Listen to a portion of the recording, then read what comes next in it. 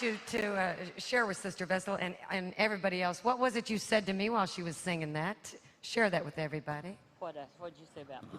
I didn't say it about you, but I could have. What? We know too much on each other. We could write a book together and it would be X-rated, Hey, that's a wouldn't good it? idea.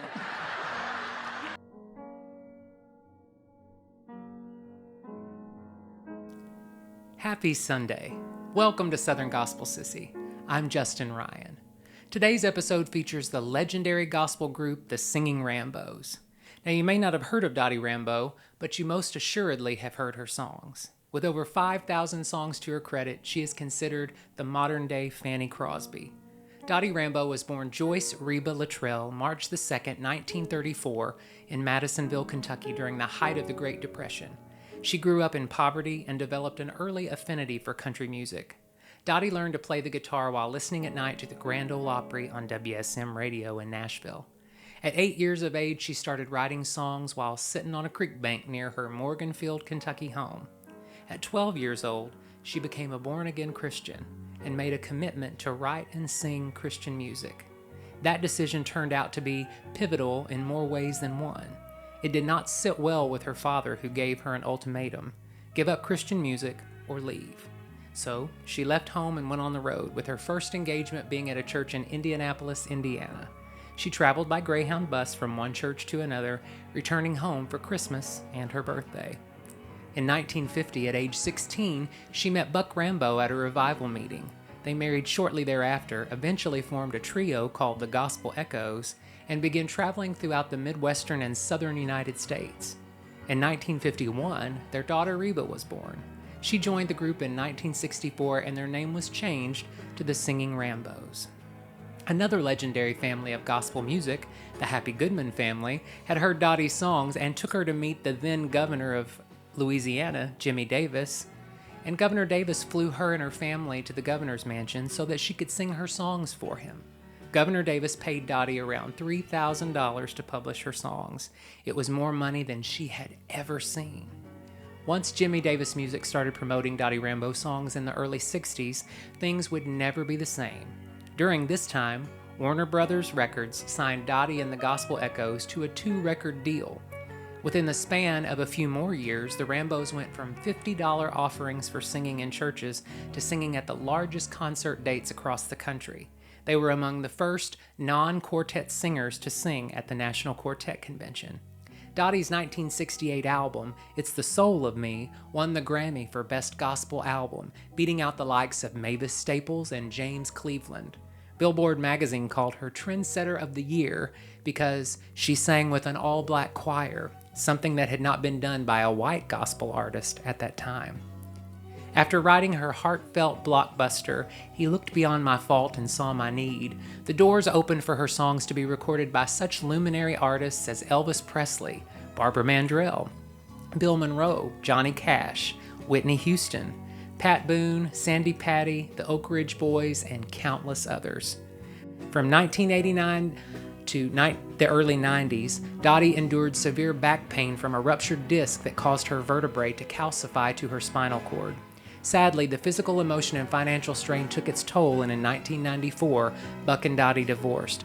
But Dottie could not be kept down. A dozen surgeries did not quiet her gift. Throughout the 90s, Dottie continued to sing across the country and on television, and in 1994, the Christian Country Music Association awarded her with the Songwriter of the Century Award. In 2008, I was fortunate enough to get to spend some time with Dottie as she recorded her last album, Sheltered, at our studio, Sound Control Studio.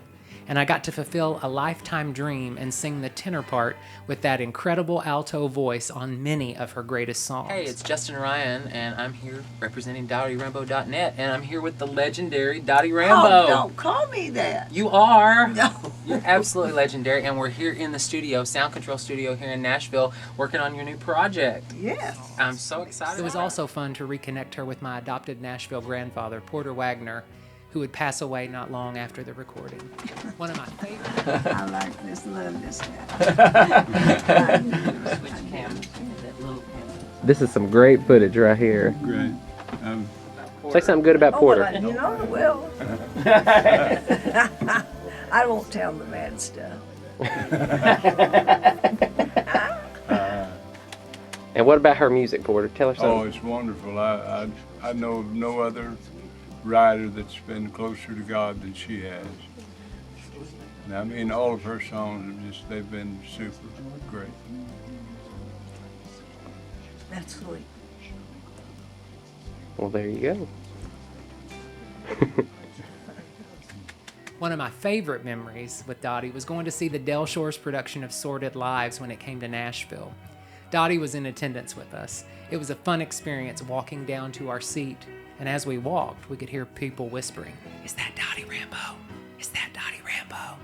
I heard one guy say, "That's not Dottie, that's a drag queen dressed like Dottie Rambo." After the show, one of my friends, who is a drag queen, came up and was talking about Dottie. I asked if she wanted to meet her, and she said, yes. I took her up to her immediately and introduced her to my friend who was in full drag. Dottie was the kindest, sweetest person that night. She commented on how much she loved her blingy outfit and just loved on her like she'd known her forever. After all the heartache that Dottie had been through in her life, I knew that she was able to look beyond what most people who in her world would have saw that drag queen, especially now, and think, wow, that person, in my opinion, has so many faults, and I don't even want to talk to them. But Dottie, like her great song, saw beyond the fault and saw the need of a fellow child of God to just be loved on. I will never forget that night as long as I live, nor some of the advice that Dottie gave me while we were in the studio. Today's song was one that she wrote back in 1974, entitled Until He Comes. Much like the adversities that Dottie had to face in her life, as a gay man, I can relate to the lyrics because no matter what the challenge we face in life, we can take it to Calvary with certainty. I hope you too will find comfort and strength in your faith as Dottie and so many others have continued to inspire this gay man to hold on until he comes.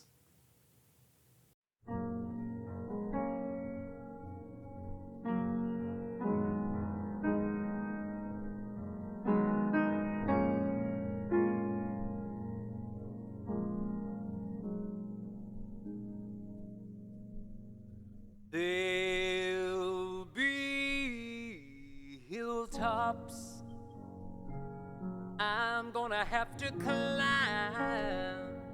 Yeah, and there's gonna be some wide rivers I'll have to cross. And there just may be some trials that I will never, never understand.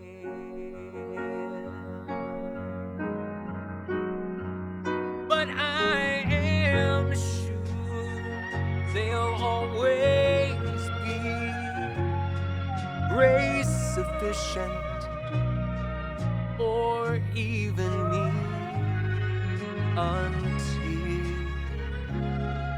He comes again.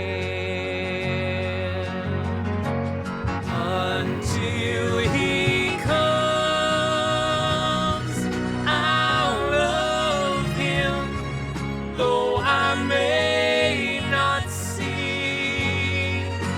My broken heart and bitter tears are good for me, and the darkest valley may be left to walk before I'm home. But I'll take it to Calvary until He comes.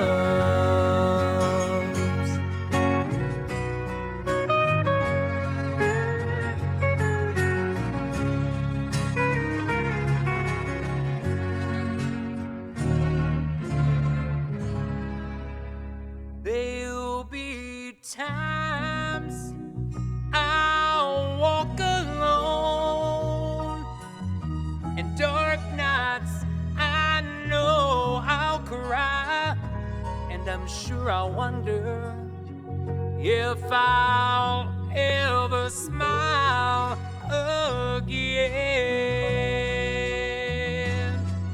I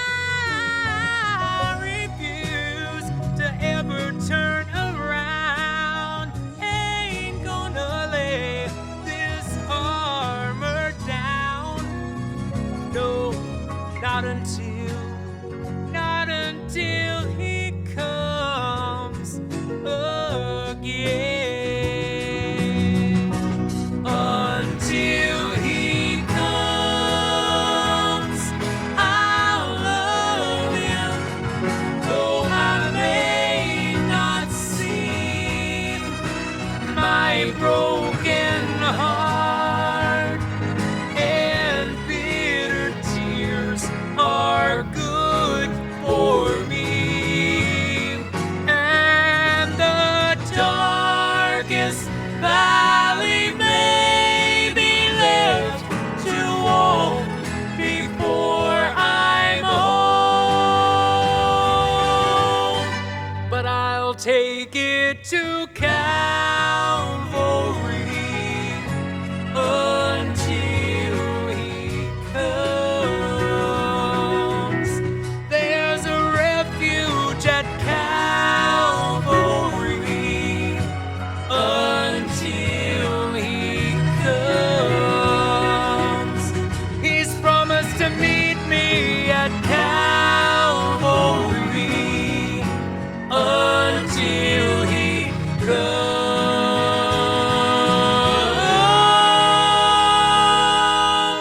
And I'll take it to Calvary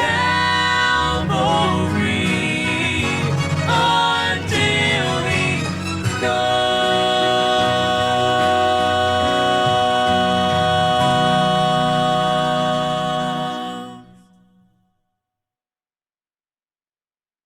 I met a young man not too horribly long ago, and I knew he was a special boy, young guy. And we went to hear people sing. I got acquainted with Justin. Didn't know he could sing like he does. He's just a good, precious, I call him child. But he sings in churches, sings in studios, and I mean, he just backs everybody that comes along that needs a singer. He can fill in for anybody. So anytime you need a good singer in the studio, a good singer in your church, just tell him Dottie Rambos said, Justin Ryan would just come hopping. Just call him. All right. Well, I love you, and I'm so glad that you let me be a part of it. Love you.